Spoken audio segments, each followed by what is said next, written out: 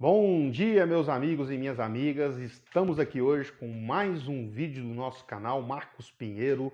Para você que ainda não se inscreveu, se inscreva aqui embaixo e dê o seu like ao final do vídeo, se você gostar.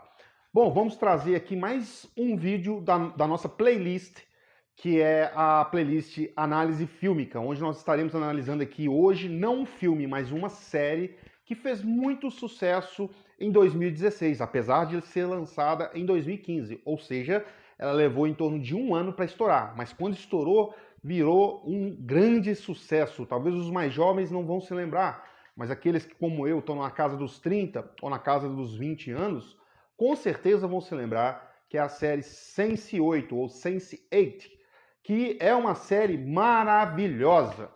E vamos lembrar que a série foi produzida pelos irmãos Wachowski, ou melhor, as irmãs, né? Para quem não sabe, elas são transgênero, ou seja, nasceram, né, com sexo masculino, mas tiveram como orientação sexual, com o tempo, fazerem as devidas reformas em relação aos seus gêneros. E são as mesmas diretoras também, sabe de quem?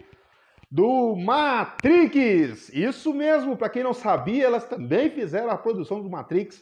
E para vocês que são mais jovens, com certeza não vão lembrar. Porque Matrix é um filme maravilhoso, uma trilogia, na verdade, em torno de 2001 a 2003, que foi dado início à produção. Mas todo mundo daquela época, com certeza assistiu Matrix e percebeu as metáforas, as analogias espirituais da mesma. Sem dúvidas alguma. A mesma coisa acontece, claramente e obviamente, com o Sense8, né? Assim, as irmãs Wachowski também produziram junto com o Michael Straczynski, que, para quem não conhece, fez a produção Babylon 5, que também fez um grande sucesso nesse campo, mais de reflexão existencialista, espiritualista, científica. Então, assim, foi um casamento maravilhoso entre os irmãos, né? Wachowski, ou as irmãs, eu vou preferir falar as irmãs, em respeito à orientação sexual das mesmas, e James Straczynski, que esse casamento foi maravilhoso, que deu à luz a essa série maravilhosa, que eu tenho, assim, maior prazer de assistir ela de 2 em 2 anos para relembrar várias coisas e elementos que estão lá. Então vamos lá. Para quem não assistiu, um grande resumo da série, mas fica a dica, assista, tá? Aqui nós não vamos fazer uma resenha ou um resumo do filme, no sentido estrito da palavra, vamos fazer uma análise. Então, a série se perpassa pelo fato de que existem no planeta uma espécie diferente que é capaz de sentir nas suas mais profundas diferenças em termos de intuição, de sentimentos, de conhecimentos, em compartilhamento com o outro. Ou seja, a série mostra que existem nós, Homo sapiens, mas também existe uma outra espécie que são os Homos sensoriums, que na verdade, do ponto de vista físico, é igualzinho nós, seres humanos. Porém, os genes fazem toda a diferença na série. E é bom lembrar que toda a produção cinematográfica norte-americana, ou uma produção cinematográfica gringa, vamos dizer assim, sempre que eles falam de aspectos espiritualistas ou existencialistas, eles tocam mais no quesito material. Então é muito importante saber ler nas entrelinhas, porque diferente de nós brasileiros, que quando fazemos produções nesse sentido, a gente é mais direto um pouco. Eles não. Igual quando a gente vai ver os filmes espíritas, né, que têm sido lançados pela Globo Filmes, mas os gringos não têm esse perfil. Eles normalmente deixam isso nas entrelinhas, até porque, pessoal, essas produções são muito caras. Vocês não fazem ideia o tanto que custa para poder fazer um filme, né, como Matrix, ou uma série igual essa, Sense8. O gasto é gigantesco. Então, se não vender, não dá para lançar nem a segunda temporada, que é o caso da Sense8, né? Teve a temporada 1 e a temporada 2. E quase que a série não vinga, gente. Já pensou se essa série não vingasse? Sabe o que acontece quando a série não vinga? Eles cancelam, especialmente a Netflix, né? Porque a série foi produzida pela Netflix, né? Custeada pela Netflix, mas existe toda uma lógica capitalista de retorno desses recursos que foram investidos. E aí, por pouco, a série é cancelada na primeira temporada. Isso é uma pena, porque toda uma explicação que tem que ser dada em relação aos temas colocados na série, ela é dada na segunda temporada. Imagina se não lança a segunda temporada. Ia ser difícil, ia ser penoso. Pois bem, dito isso, a série pode ser analisada em vários aspectos. Tanto aspectos políticos, aspectos culturais, aspectos sociais, especialmente na questão de gênero. Mostra demais essa questão de gênero entre os personagens, inclusive esses homossensórios que têm essas capacidades sensitivas muito fortes de comunicação interespacial, interemocional, intelectual, de compartilhamento mesmo. É como se eu, Marcos, pudesse sentir tudo que a minha esposa sente, aonde ela vai, o que ela está fazendo, caso nós dois fôssemos homossensórios e membros do mesmo grupo, porque esses grupos são formados por 8 pessoas. É por isso que chama Sense 8, né? 8 sensitivos. E cada um desses 8 compartilham tudo, em todos os sentidos. Tudo que vocês imaginarem de possibilidades de compartilhamento, sentimento, emoção, intelecto, esses 8 compartilham. E aí, nesse grupo, curiosamente, porque é de propósito, né? Porque, como vocês podem ver, os diretores desse filme gostam desse tema de gênero. Queriam colocar a ideia de gênero para questionar essa sociedade hipócrita que nós vivemos, especialmente nesse aspecto, né, de preconceito com relação às diferenças de orientação sexual, se a pessoa é LGBT ou não, e etc. Então tem uma travesti na série que namora uma mulher. É isso mesmo, galera. Na verdade não é uma travesti, não, perdão. Transgênero. Porque existe a diferença, né, de travesti e transgênero. Quando você faz a operação, já não é mais travesti, é transgênero, né, transexual. Então tem uma transexual que é casada com uma mulher. Uma mulher bissexual, no caso, né? Uma LGBT. Você tem lá 2 homens que são LGBTs, né? Popularmente conhecido como gay, mas na verdade eu prefiro falar LGBT, ou homossexual, que acaba criando um vínculo com uma mulher hétero, e os 3 ficam juntos no final da série. Então você tem essa mistura, cara, de diferenças, vamos dizer assim, diferenças de identidade sexual, de identidade de gênero. E é muito legal esse aspecto da série. Mas nós vamos trazer aqui como foco os aspectos espirituais da série, tá certo?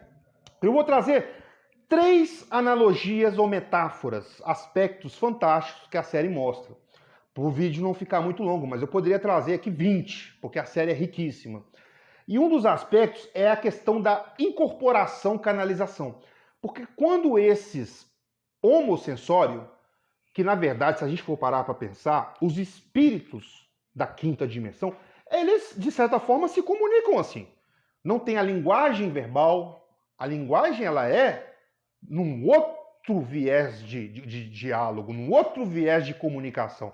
A linguagem ela é sentimental, ela é pelos sentimentos. A linguagem ela é telepática, não tem palavras igual nós humanos precisamos, né? Igual o Homo sapiens precisa. De certa forma, esse ser que a gente vem falando, que vai se ascender para a 5ª dimensão, ele vai passar por esse processo. Então a série é meio que até futurista, né? E então eu acredito que existe ali uma analogia na questão da incorporação da canalização, porque quando um médium incorpora ou canaliza, ou mesmo o médium que não incorpora ou canaliza, mas ele intui as mensagens dos espíritos, o que está acontecendo ali? Está tendo uma troca de energia, uma troca de emoção. Portanto, que alguns médiuns, né, que vai fazer trabalho de resgate, muitas vezes, quando perpassa um espírito, um irmão nosso, né, precisando de muita ajuda no umbral, ele passa toda aquela energia de sofrimento para o médium. O médium fica dias, né, sentindo sensações de dor, de medo, de fome, de vontade de suicidar e não tem jeito, né, porque não existe a morte propriamente dita, o que existe é o desencarne e a passagem para uma outra forma de existência, né? No caso, que a gente está falando do umbral, a 4ª dimensão. Então também existe ali a metáfora da viagem astral. Aí eu vou pegar a personagem Sam, que é a coreana, porque também tem isso também. Cada personagem está num país diferente, é muito legal isso.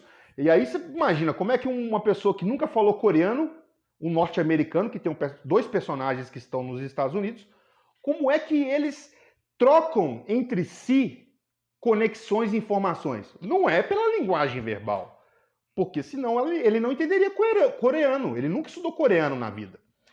Então assista uma série que é fantástico nesse aspecto. Então a Sam, acontece algumas coisas lá que ela é presa de forma injusta. E aí acontece a metáfora dos tibetanos. Para quem não conhece o Tibete, há alguns anos, antes do Tibete ser explorado pela China, né, destruído, melhor dizendo, pela China, acontecia uma prática no Tibete que eles levavam certos monges específicos para as montanhas e os trancavam lá por 3 anos e 3 meses. E a grande revelação é que esses monges estavam mais livres do que muitos humanos do Ocidente, porque eles iam para lá para desenvolver ao máximo a capacidade de se desprender do corpo, em termos de desdobramento, qualidade na viagem astral, relacionamento com os mentores, com os seres espirituais da alta hierarquia. Então eles estavam dentro de uma caverna, presos na rocha, o corpo físico, mas o espírito estava livre. E é exatamente isso que acontece com a cela. Ela está presa numa cela, mas, no entanto, ela pode ir para qualquer um dos 7 que ela compartilha, né? Essa experiência sensorial, ela pode ir para qualquer um no lugar que aquela pessoa estiver. Se ela estiver na Alemanha, ela vai sentir o calor do sol na Alemanha, ela vai andar com aquela pessoa, trocar ideia. Então ela estava presa, o corpo físico dela estava presa numa penitenciária, mas o espírito dela estava livre. Então tem uma metáfora aqui com a viagem astral ou desdobramento, né? E por último, a metáfora da ascensão, como eu disse um pouco antes, que trata-se de, como eu disse, é uma produção, né, gringa. Essas produções normalmente são de cunho muito materialista. E eles acabam tocando nos aspectos existencialistas e espirituais por meio das entrelinhas. Então, existe a metáfora ali da ascensão espiritual, porque nós, quando ascendermos para a 5ª dimensão, vamos ter todas aquelas capacidades ali, viu, gente?